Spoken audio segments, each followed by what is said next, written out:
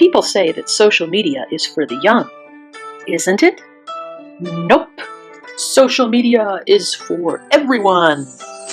Even for weird, nerdy, liberal, 50-year-old idealistic oddballs like me.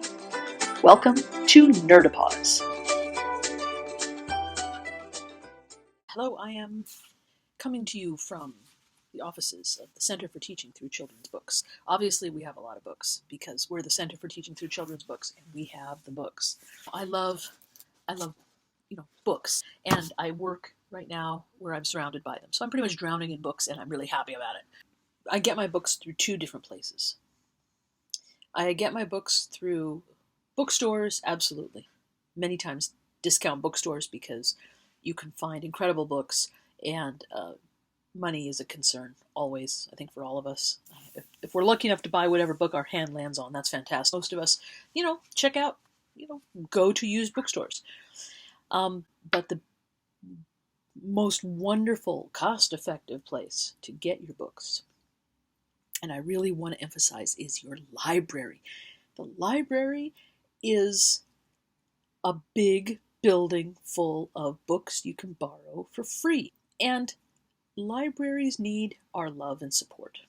I really believe in owning books. I think a house full of different kinds of books is a house that's a great place to visit and for kids to be raised in.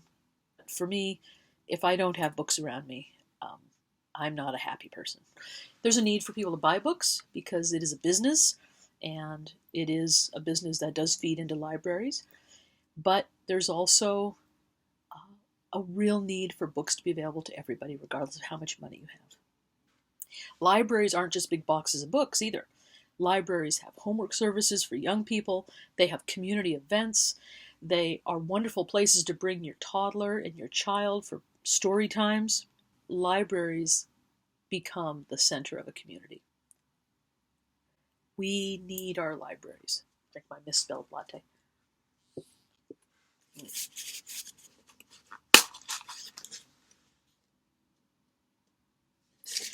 But it's close. I'm not complaining. We live in a time when I think brain power is being discounted.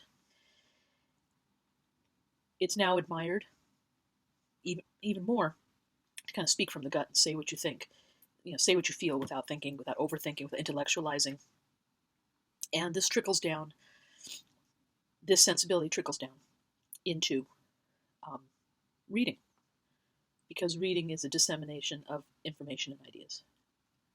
And people who think deeply read extensively and widely. And this is kind of like the rubber band snapping back after you've pulled it tight. We have just left behind a president who was a thinker and a reader, and now we have a president who's not. And I want to put it very lightly because I know there's people who would dispute this, that of course he's a thinker. He's not a considered thinker. And one of his traits that people admire so much is that he, feel and then say it. And he doesn't craft his speeches. He doesn't craft his press conferences. He doesn't read before doing. He doesn't research before saying. I don't think that's too far off the mark. I think it's pretty apparent that this is who he is. I can see how a certain facet of that way of behaving in the world people would find kind of refreshing or admirable, especially if they see themselves mirrored in it. And that doesn't mean a person is stupid. I'm not saying he's stupid or people who admire him are stupid. I'm just saying that it's a dangerous way to be as a leader. A person can live their lives and not read books. And a person can live their lives, just a regular person can live their lives and not, really deeply think about everything that comes out of their mouth. A leader can't do that. And that's what worries me. Because his way of being does trickle down into people thinking they don't have to think about their actions before they do them. They don't have to think about the ugly words that might come out of their mouth at somebody. They don't have to think about the other person's feelings or experiences. They don't have to empathize. They don't have to take that extra time and effort. I see everything is connected, and children see it too. The fact that we are laying down this subliminal foundation where we don't have to think deeply, read widely, or empathize with our fellow human beings in order to make success happen really scares me.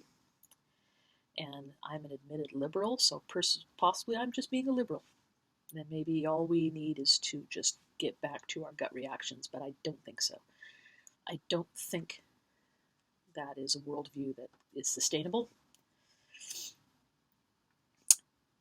It is a worldview that trickles down into how much we value words and books, and how much we value libraries and the people who work in the libraries, and how much we value the lessons of history, the stories of which are contained in libraries. The best and brightest place to get a book is your library. And then, if the library doesn't have it, they can order it. You can go buy it. You need to do both. I think we need to do both. We need to invest in our libraries, and we need to invest in the creation of words and support of our creators, illustrators, and authors. I see politics as very much bound up into these little skinny things made of paper.